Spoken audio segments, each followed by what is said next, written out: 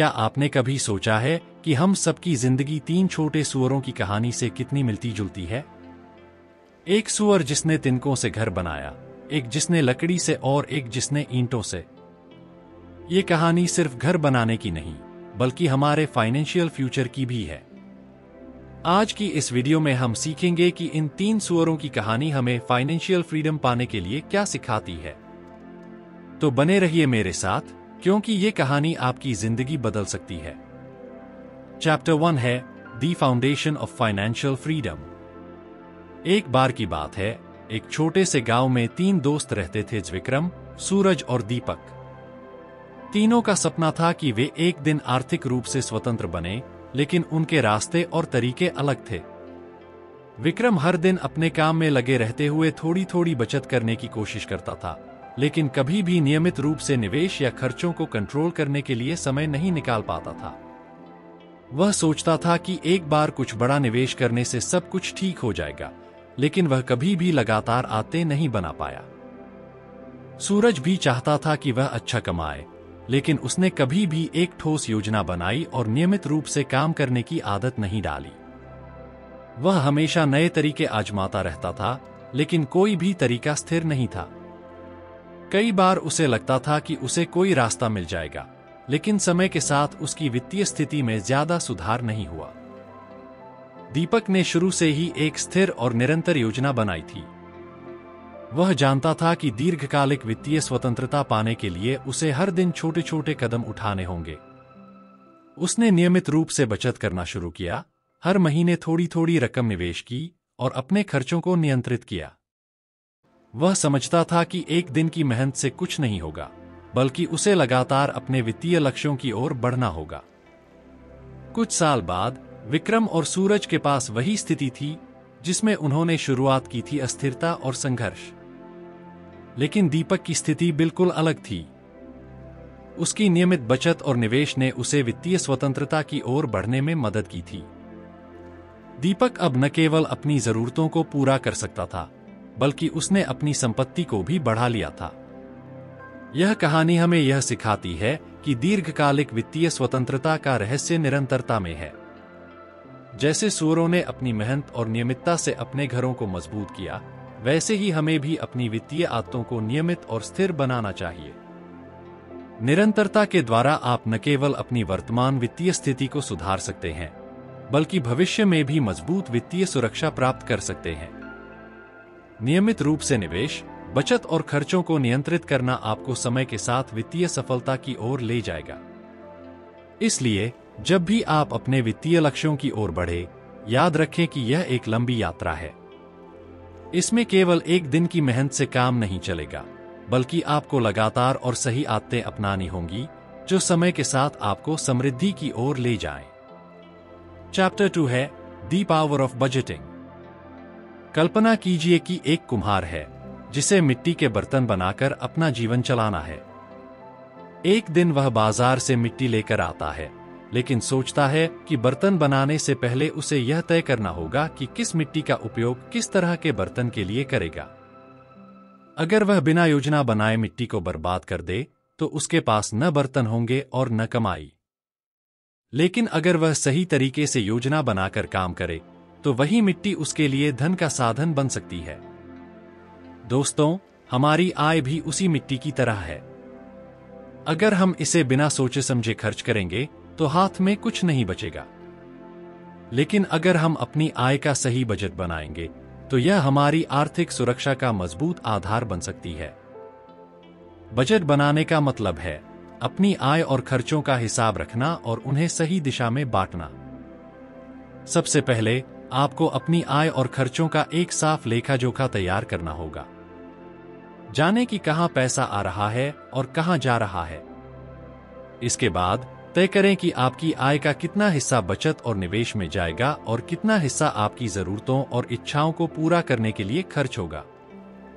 उदाहरण के लिए, अगर आपकी आय 50,000 रुपए है, तो आप 20% बचत, 30% निवेश और 50% अपने आवश्यक खर्चों और इच्छाओं के लिए तय कर सकते हैं। बजट केवल यह जानने के लिए नहीं है कि पैसा कहां जा रहा है, बल्कि यह भी तय करने के लिए है कि पैसा कहां नहीं जाना चाहिए।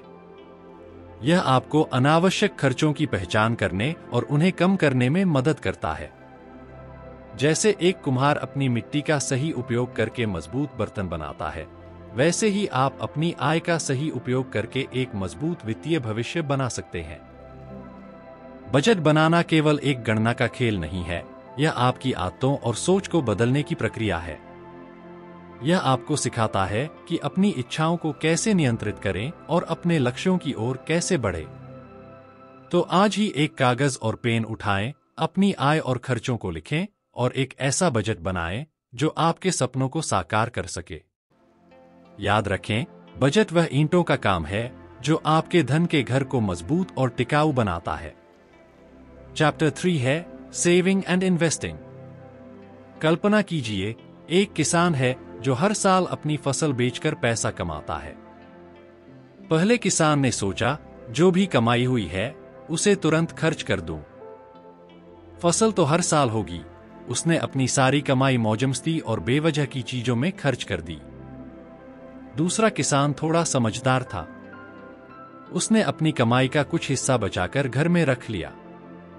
उसे लगा कि यह काफी है। लेकिन जब महंगाई बढ़ी और उसका पैसा पड़ा पड़ा बेकार हो गया, तो उसने महसूस किया कि बचत ही काफी नहीं थी। अब तीसरा किसान सबसे दूरदर्शी था। उसने अपनी कमाई का एक हिस्सा बचाया, लेकिन उसे ऐसे कामों में लगाया जिससे वह पैसा बढ़ सके। उसने नए बीज खरीदे, एक कुआं बनवाया और अपने खेत में बेहतर तकनीक लगाई। अगले साल उसकी फसल बाकी दोनों किसानों से कई गुना ज्यादा हुई।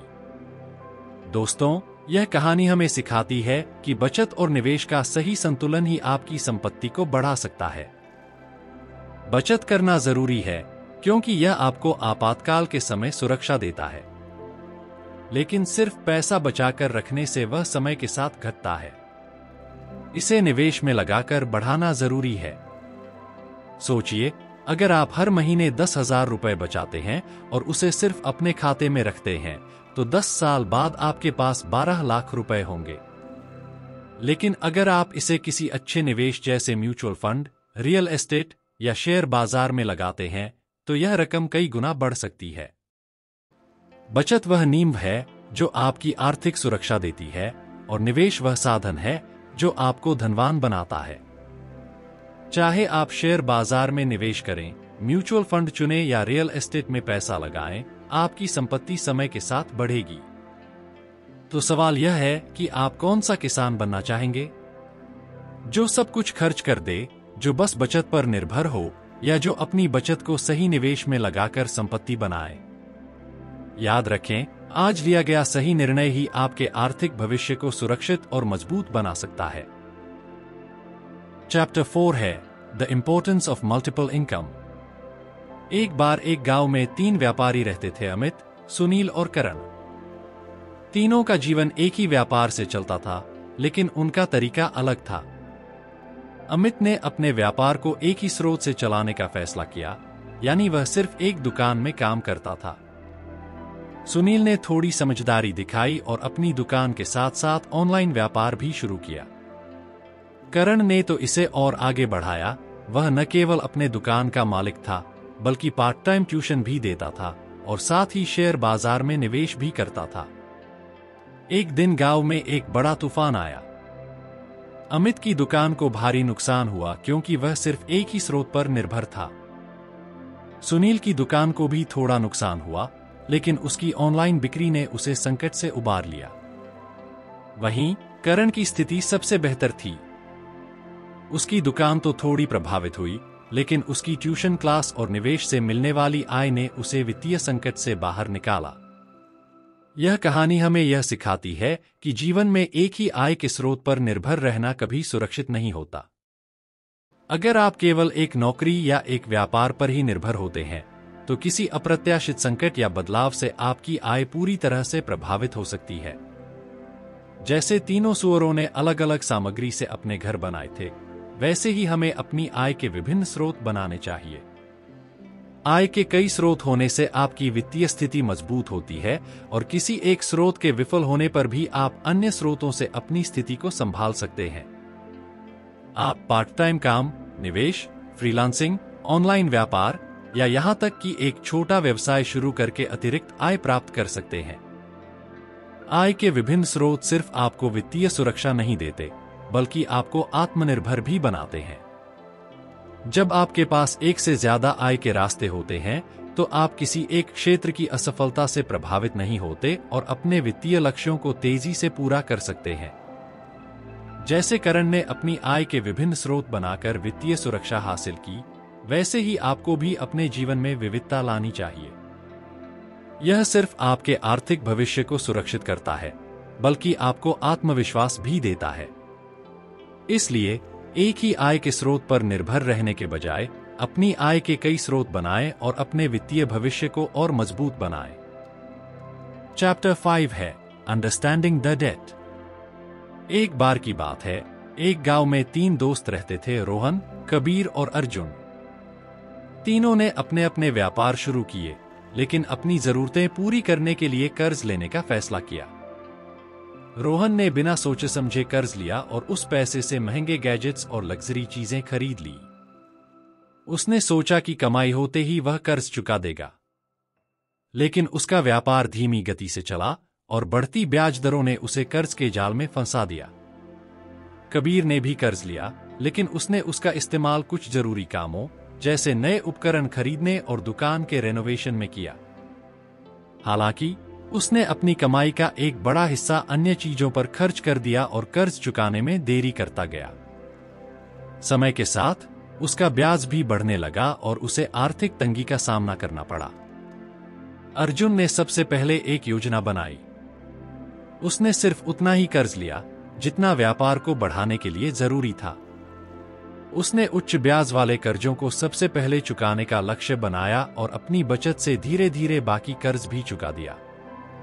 अर्जुन ने अपनी इच्छाओं को नियंत्रित किया और सिर्फ उन चीजों पर खर्च किया जो वास्तव में जरूरी थी। कुछ सालों में न केवल उसने अपना कर्ज चुका दिया, बल्कि उसका व्यापार भी अच्छी गति से बढ़ने लगा। दोस्तों, यह कहानी हमें सिखाती है कि कर्ज एक साधन है, लेकिन अगर इसे बिना सोचे समझे लिया जाए या गलत तरीके से इस्तेमाल किया जाए, तो यह आपके वित्तीय जीवन का सबसे बड़ा दुश्मन बन सकता है। कर्ज हमेशा सोच समझकर और जरूरी उद्देश्यों के लिए ही लेना चाहिए। अगर आप कर्ज में फंस गए हैं, तो सबसे पहले अपनी वित्तीय स्थिति का विश्लेषण करें। उच्च ब्याज वाले कर्जों को चुकाने को प्राथमिकता दें और अनावश्यक खर्चों को रोकें। जैसे अर्जुन ने अपनी इच्छाओं को नियंत्रित करके कर्ज से बाहर निकलने की योजना बनाई, वैसे ही आपको भी एक स्पष्ट रणनीति बनानी होगी। कर्ज वह बुरा भेड़िया है जो आपके वित्तीय घर को गिरा सकता है, अगर आपने इसे नियंत्रण में नहीं रखा। इसलिए कर्ज लेने से पहले यह जरूर सोचें कि क्या यह वास्तव में जरूरी है, और अगर कर्ज लिया है तो उसे जल्दी से जल्दी चुकाने का रास्ता बनाएं। याद रखें, सही वित्तीय आदतें ही आपके आर्थिक भविष्य को सुरक्षित बना सकती हैं। चैप्टर 6 है मास्टरिंग द माइंडसेट। एक बार की बात है, एक गांव में 3 सुअर रहते थे, हरि, समीर और मोहन। तीनों का सपना था कि वे एक दिन बहुत पैसे कमाएं और अपने जीवन को बेहतर बनाएं। लेकिन उनकी सोच और तरीका अलग था। हरि हमेशा यह सोचता था कि वह जितना ज्यादा काम करेगा, उतना ही पैसे कमा सकेगा, और यही सोच उसे सिर्फ दिन रात काम करने में ही उलझाए रखती थी। उसने सोचा, अगर मैं लगातार मेहनत करता रहूं, तो मुझे किसी से मदद की जरूरत नहीं होगी। लेकिन उसका दृष्टिकोण उसे कभी ज्यादा नहीं आगे ले जा सका। समीर ने भी काम किया, लेकिन वह अधिकतर अपने खर्चों को नियंत्रित करने और बचत करने में ही व्यस्त रहता था। वह सोचता था, अगर मैं सिर्फ पैसे बचाऊं, तो ही मैं अमीर हो सकता हूं, लेकिन उसके पास ज्यादा अवसरों की पहचान नहीं थी और यही सोच उसे आगे बढ़ने से रोकती रही। लेकिन मोहन की सोच कुछ अलग थी। उसने अपनी मानसिकता को बदल दिया था। वह जानता था कि सिर्फ मेहनत और बचत से नहीं, बल्कि सही निर्णय लेने से ही समृद्धि आ सकती है। मोहन ने हमेशा यह माना कि हर कठिनाई में एक अवसर छिपा होता है। जब भी उसे कोई मुश्किल आती, तो वह उसे एक अवसर के रूप में देखता था। निवेश के नए अवसरों की पहचान करता और पैसे को अपने लक्ष्यों को हासिल करने के एक उपकरण के रूप में इस्तेमाल करता। यह कहानी हमें यह सिखाती है कि अमीर बनने के लिए सिर्फ पैसे की जरूरत नहीं होती, बल्कि सही मानसिकता भी जरूरी होती है। जैसे सुअरों ने अपने घरों को मजबूत बनाने के लिए सही सोच अपनाई, वैसे ही हमें अपनी सोच को बदलने की जरूरत है। अमीर लोग हमेशा अपने वित्तीय लक्ष्यों पर ध्यान केंद्रित करते हैं और जोखिम लेने से नहीं डरते, लेकिन वे हमेशा सोचे समझे फैसले लेते हैं। उनका नजरिया यह होता है कि हर कठिनाई में अवसर होता है। यही मानसिकता उन्हें नई संभावनाओं और निवेश के अवसरों की पहचान करने में मदद करती है। इसलिए अपनी सोच को सकारात्मक और लक्ष्य प्रेरित बनाना बहुत जरूरी है। जब आप अपने फैसलों में स्पष्टता रखते हैं और अवसरों को पहचानते हैं, तो आप अपने वित्तीय लक्ष्यों को आसानी से हासिल कर सकते हैं। मानसिकता में बदलाव आपके निर्णयों को सही दिशा में मोड़ता है और यही बदलाव आपको वित्तीय स्वतंत्रता की ओर ले जाता है। चैप्टर 7 है द पावर ऑफ कंसिस्टेंसी। एक बार की बात है, एक छोटे से गांव में 3 दोस्त रहते थे, विक्रम, सूरज और दीपक। तीनों का सपना था कि वे एक दिन आर्थिक रूप से स्वतंत्र बने, लेकिन उनके रास्ते और तरीके अलग थे। विक्रम हर दिन अपने काम में लगे रहते हुए थोड़ी थोड़ी बचत करने की कोशिश करता था, लेकिन कभी भी नियमित रूप से निवेश या खर्चों को कंट्रोल करने के लिए समय नहीं निकाल पाता था। वह सोचता था कि एक बार कुछ बड़ा निवेश करने से सब कुछ ठीक हो जाएगा, लेकिन वह कभी भी लगातार आदतें नहीं बना पाया। सूरज भी चाहता था कि वह अच्छा कमाए, लेकिन उसने कभी भी एक ठोस योजना बनाई और नियमित रूप से काम करने की आदत नहीं डाली। वह हमेशा नए तरीके आजमाता रहता था, लेकिन कोई भी तरीका स्थिर नहीं था। कई बार उसे लगता था कि उसे कोई रास्ता मिल जाएगा, लेकिन समय के साथ उसकी वित्तीय स्थिति में ज्यादा सुधार नहीं हुआ। दीपक ने शुरू से ही एक स्थिर और निरंतर योजना बनाई थी। वह जानता था कि दीर्घकालिक वित्तीय स्वतंत्रता पाने के लिए उसे हर दिन छोटे छोटे कदम उठाने होंगे। उसने नियमित रूप से बचत करना शुरू किया, हर महीने थोड़ी थोड़ी रकम निवेश की और अपने खर्चों को नियंत्रित किया। वह समझता था कि एक दिन की मेहनत से कुछ नहीं होगा, बल्कि उसे लगातार अपने वित्तीय लक्ष्यों की ओर बढ़ना होगा। कुछ साल बाद विक्रम और सूरज के पास वही स्थिति थी जिसमें उन्होंने शुरुआत की थी, अस्थिरता और संघर्ष। लेकिन दीपक की स्थिति बिल्कुल अलग थी।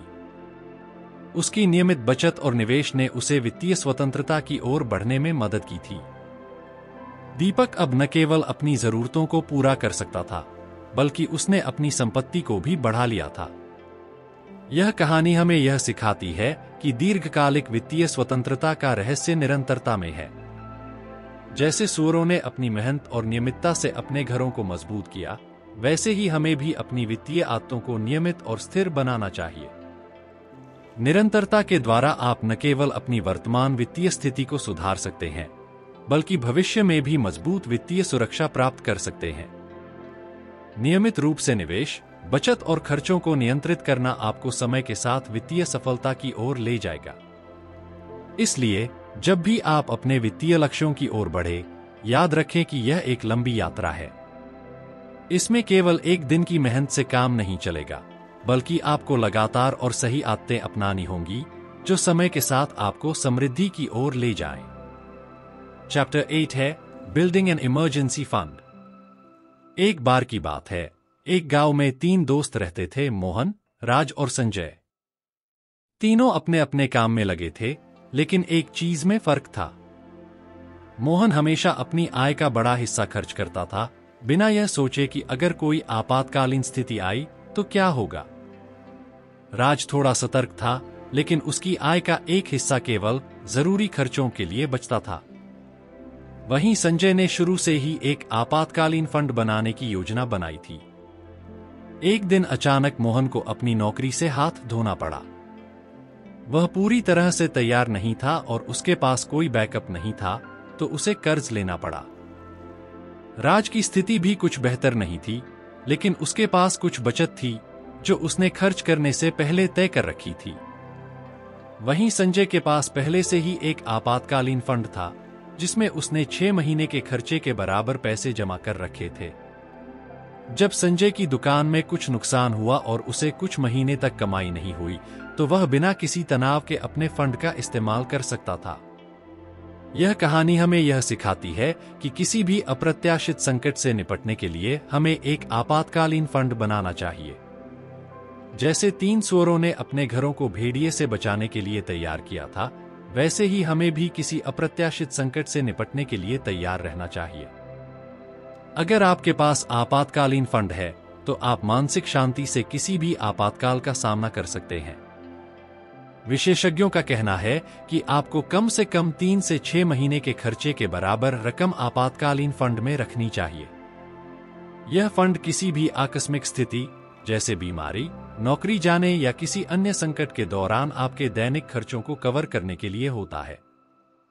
आपातकालीन फंड बनाने से आपको वित्तीय सुरक्षा मिलती है और आप किसी भी अनचाही स्थिति से बचने के लिए तैयार रहते हैं।